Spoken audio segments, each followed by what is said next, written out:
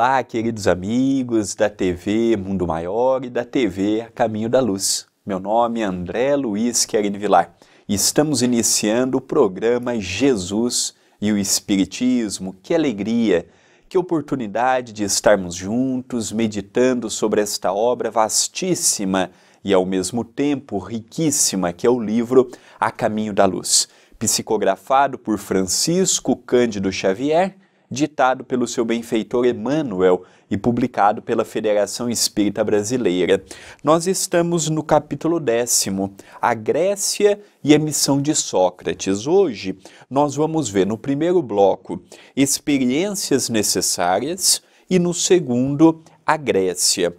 E quem quiser acompanhar programas anteriores, nós temos todos eles disponíveis no YouTube da TV A Caminho da Luz. Não se esqueça de se inscrever no canal. Nós estamos vendo um capítulo que, historicamente falando, a Grécia, ela contribuiu e muito, principalmente Atenas. Nós vimos no programa passado a diferença entre Esparta e Atenas.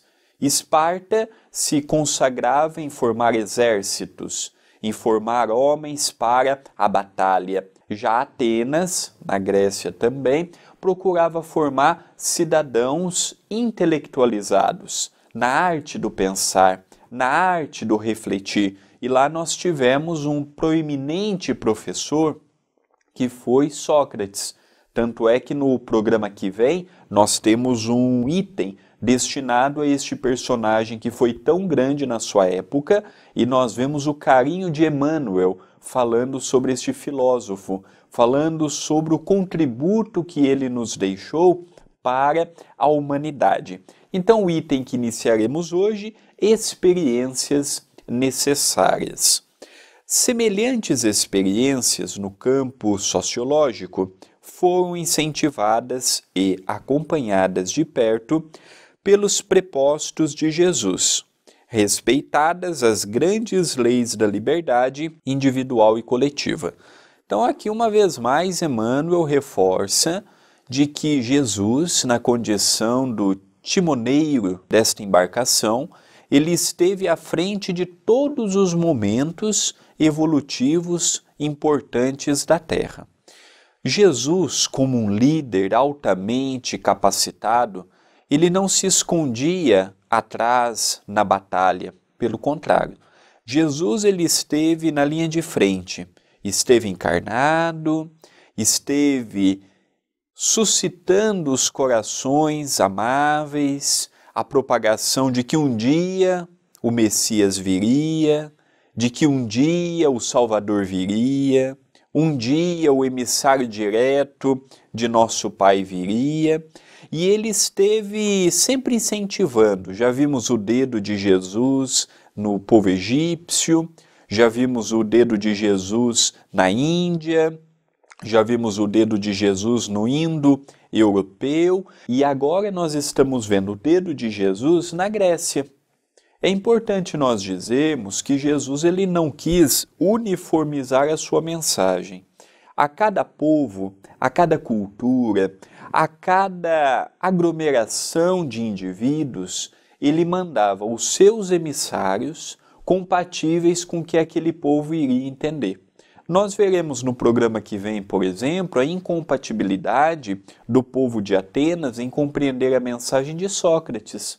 Mesmo sendo uma cidade-estado que versava no aprimoramento intelectual, nós vemos que quando veio um desses emissários celestes, que nada deixou escrito e marcou o seu nome na história, nós passamos a perceber o quanto que ainda estas personalidades ilustres do mundo espiritual superior, o quanto nós temos dificuldades na assimilação da sua mensagem. Então, nesse primeiro parágrafo, Emmanuel realça a importância de Jesus para o planeta Terra, a importância da sua personalidade decisiva, marcante, coroada, nimbada de muito amor, de muito carinho, uma personalidade que preside a evolução da Terra há milênios. E ele encerra esta curta narrativa dizendo: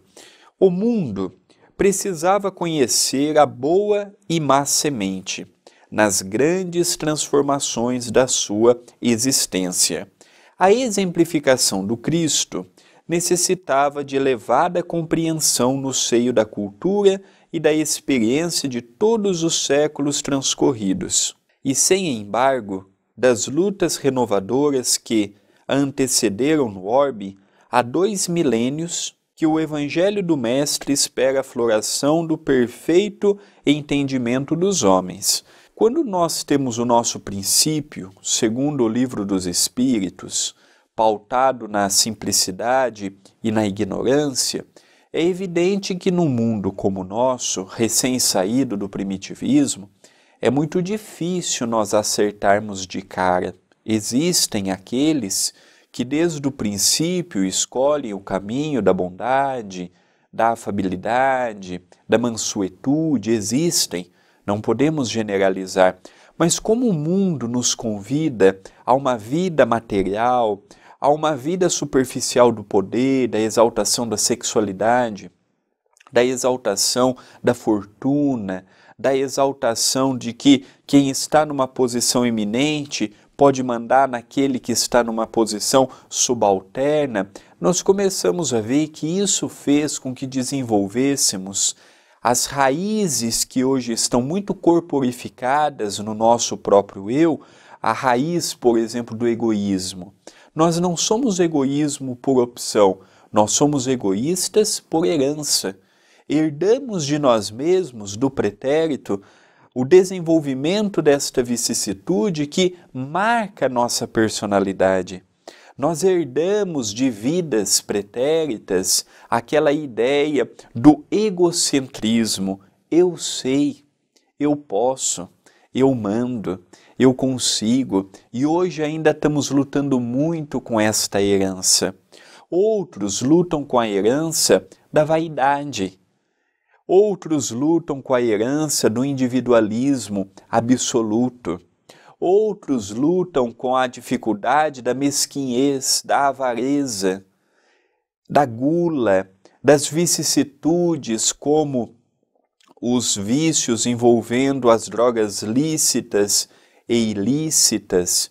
Então nós começamos a perceber que essas experiências tiveram sim o seu lado proveitoso. Só que como permitimos que as suas sensações entorpecessem muitos de nossos corações, a qual eu sou um criminoso confesso de que ainda sou egoísta, ainda sou orgulhoso, ainda sou prepotente. Isso não vai desmerecer a luta que eu estou tendo na corrigenda. Nós, os religiosos, no caso eu, um espírita, e todas as demais escolas religiosas, geralmente o chefe religioso, ele passa aquela ideia de que ele não tem conflitos, ele não tem dilemas, ele não tem imperfeições, ele quer sempre passar a sua face melhor.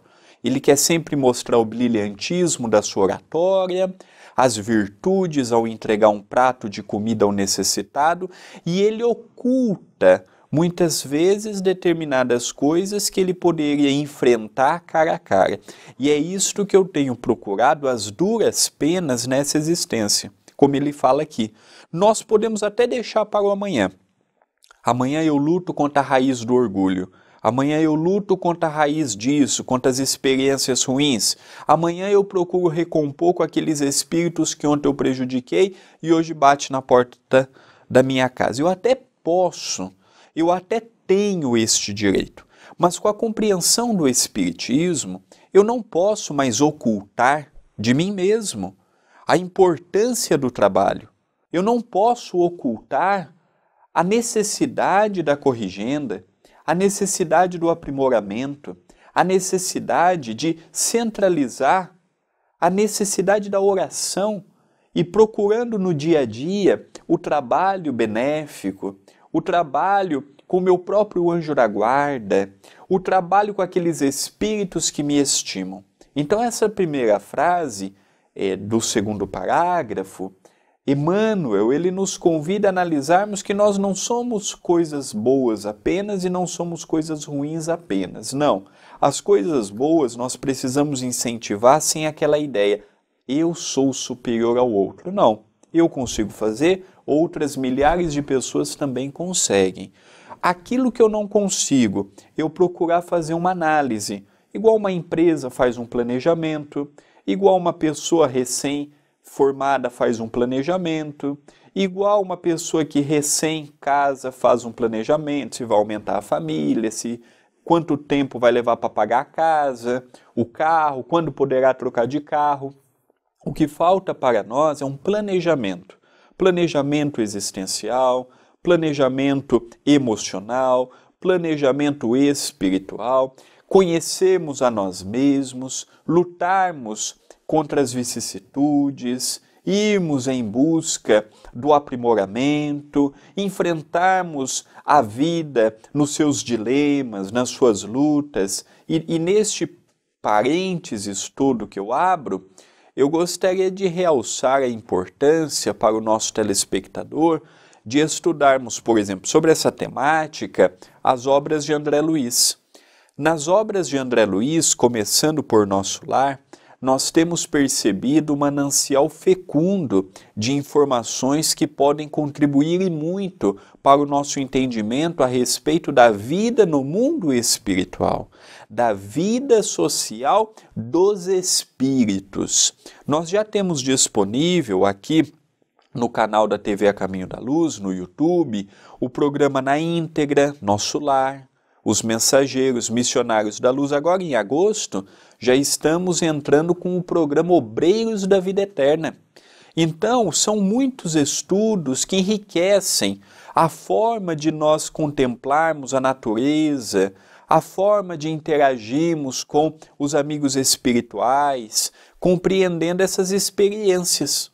Experiências boas, menos boas. A escola Terra é uma escola que nos dá a oportunidade do aperfeiçoamento, mas cabe ao aluno correr atrás do aprendizado, cabe ao aluno correr atrás do aperfeiçoamento e da compreensão da mensagem, que tanto pode mudar o rumo da nossa existência. Todos os dias nós podemos fazer algo de diferente.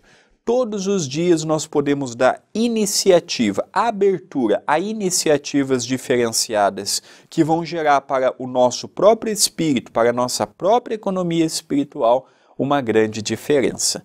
Nós vamos caminhando para o encerramento do primeiro bloco e já voltamos com o programa Jesus e o Espiritismo.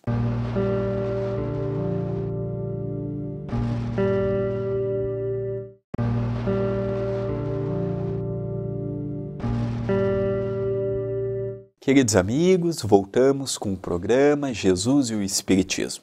Programa este consagrado a estudar o livro A Caminho da Luz.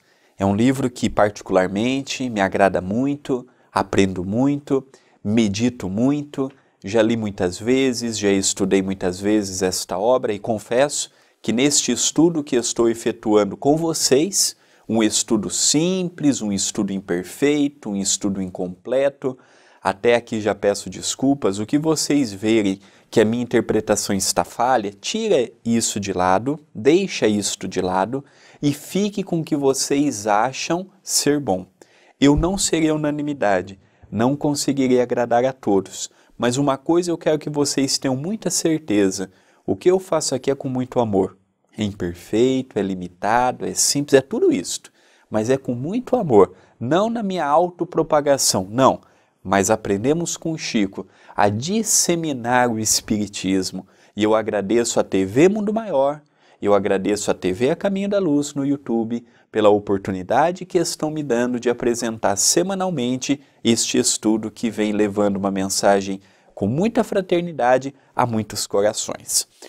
Dando continuidade, veremos agora com o subtítulo A Grécia.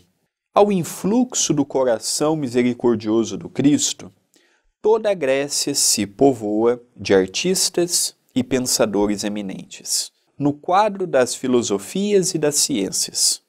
É lá que vamos encontrar as escolas itálica e eliática, à frente do fervoroso idealismo de Pitágoras e Xenófanes, sem esquecermos igualmente as escolas jônica e atomística, com Tales e Demócrito, nas expressões do mais avançado materialismo.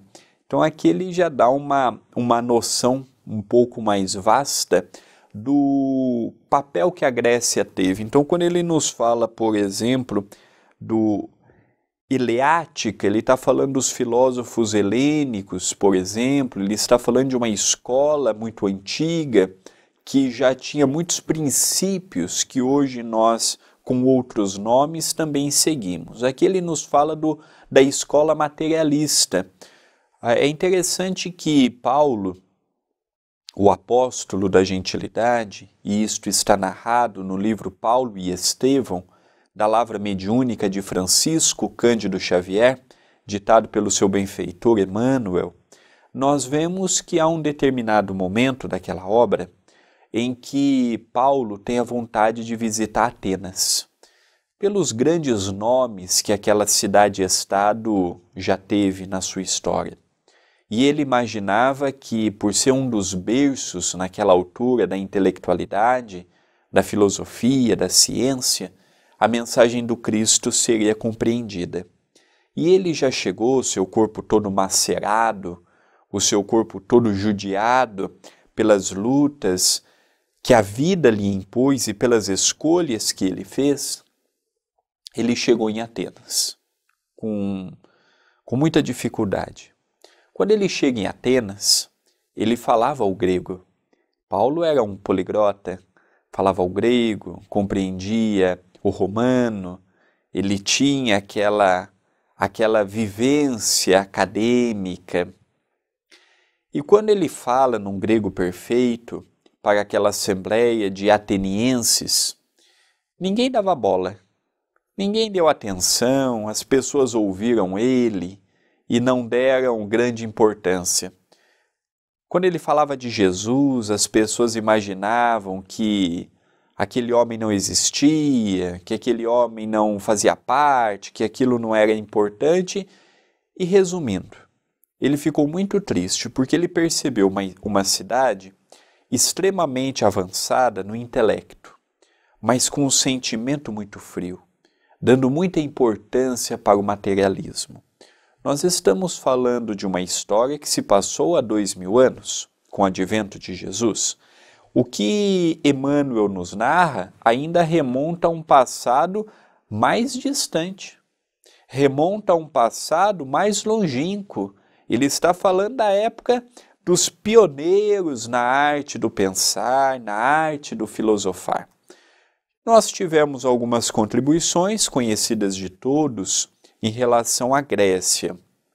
A fala, de modo natural e articulado, as artes cênicas, em que eles tinham aqueles anfiteatros abertos, em que eles colocavam uma máscara, dando o nome de persona, é até um termo utilizado também na psicologia moderna, persona, e ali ele vivia aquela vida conforme aquela personalidade que ele ou que ela assumiam. Então, e outras conquistas mais, nós vemos, por exemplo, a ideia de Platão, seguidor fiel de Sócrates, falando do demiurgo. E na mitologia, na ideia passada por Platão, havia um Deus soberano, criador de tudo e de todos, e abaixo dele havia os deuses secundários, em que lhe deu o nome de demiurgos para aquela classe de deuses secundários, construtores e representantes de um planeta.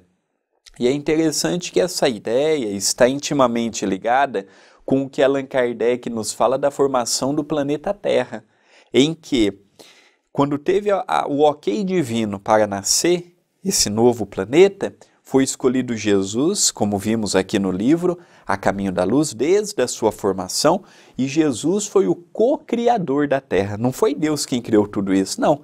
Cada planeta tem a sua característica, não sei se vocês já perceberam. Olhemos somente para os planetas ao nosso lado, Marte, Vênus, Saturno, Júpiter e assim sucessivamente.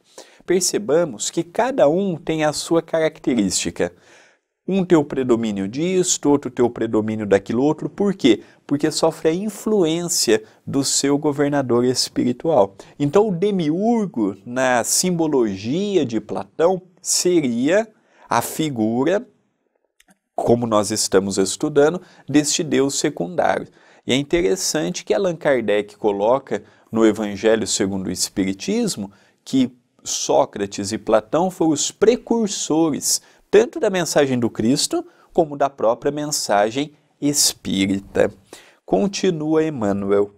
O século de Péricles, chegando a um apogeu de beleza e de cultura, com os elevados princípios recebidos da civilização egípcia, espalha os mais soberbos clarões espirituais nos horizontes da Terra. Poucas fases da evolução europeia se aproximaram desse século maravilhoso. Então aqui Emmanuel já vai remontar para nós na época de Péricles. E Péricles teve a sua iniciação espiritual no Egito. Nós já vimos em capítulos anteriores e realçamos que estão todos eles disponíveis no canal da TV A Caminho da Luz no YouTube. Nós já vimos que o Egito foi o grande berço espiritual para a compreensão da mediunidade, a compreensão da reencarnação, a compreensão da imortalidade da alma. E grandes mestres tiveram contato com o Egito e foram levando e disseminando essa mensagem por onde iam. E aqui nos fala que a época de Péricles no poder foi a época em que teve valor a cultura, teve valor a ciência, teve valor a beleza. É interessante que nós vemos, por exemplo, na Grécia, esculturas fascinantes. Eles também tinham técnicas antiguíssimas que já remontam o belo. O que é o belo? Hoje nós temos uma distorção tão grande do belo. Hoje nós pegamos qualquer coisa e falamos que é bonito. Não. Quando nós vemos um verdadeiro pintor, um verdadeiro escultor, um verdadeiro compositor, aquilo entorpece os nossos sentidos, elevando-nos. O entorpecer aqui foi utilizado no bom sentido da palavra, não no sentido pejorativo, entorpece os nossos sentidos, elevando-nos. E que poucas fases a Europa, já que a Grécia hoje ela faz parte daquele maciço bloco econômico, que a Grécia ela viveu na Europa daquela época um momento que poucas vezes a Europa sentiu, aprendeu e vivenciou materialmente e espiritualmente uma época tão bela. E ele encerra dizendo: o Salvador contempla das alturas essa época de elevadas conquistas morais, cheio de amor e de esperança. O planeta terrestre aproximava-se da sua maioridade espiritual quando então poderia ele nutrir o coração humano com a sementeira bendita da sua palavra. Envia então à sociedade do globo o esforço de auxiliares valorosos nas figuras de Ésquilo, Eurípides, Heródoto e Tucídides, e por fim a extraordinária personalidade de Sócrates, no intuito de realizar o coroamento do esforço decidido de tantos mensageiros. Então aqui nós percebemos um ponto curioso, que Jesus ele só viria quando a Terra tivesse a sua maioridade espiritual. E quando já estava quase chegando nessa maioridade, ele foi enviando personalidades para que pudesse, quando ele viesse, ter o mínimo de sustentação na compreensão da sua mensagem. E desses que ele citou, ele faz uma reverência espiritual a Sócrates, que veremos no próximo programa, um item sobre ele, a qual já convido a todos a acompanharem conosco. Ao encerrarmos o programa de hoje, eu gostaria de deixar aqui alguns pedidos. O primeiro é o da nossa loja virtual. As pessoas que puderem nos ajudar, muitos não sabem que eu sou escritor. Livros simples, feitos com muito amor, com muita simplicidade. As pessoas que puderem nos ajudar, entre na loja virtual, loja-acaminhodaluz.com.br. Estarão nos ajudando e muito. E as pessoas que quiserem receber mensagens diárias gratuitas pelo WhatsApp ou mandar mensagem para nós, o número do programa é 19 997 782794. Ao encerrarmos o programa de hoje, rogamos a Jesus que nos ampare, que nos abençoe, que nos fortaleça, que nos inspire, que nos auxilie a continuarmos sempre firmes na jornada do bem, na jornada do progresso, na jornada da autoiluminação, do autoconhecimento e espero de coração que este programa muito simples tenha levado até você, amigo querido, amiga querida, um pouquinho de conhecimento à luz do Espiritismo. Uma semana de muita paz e até o próximo programa.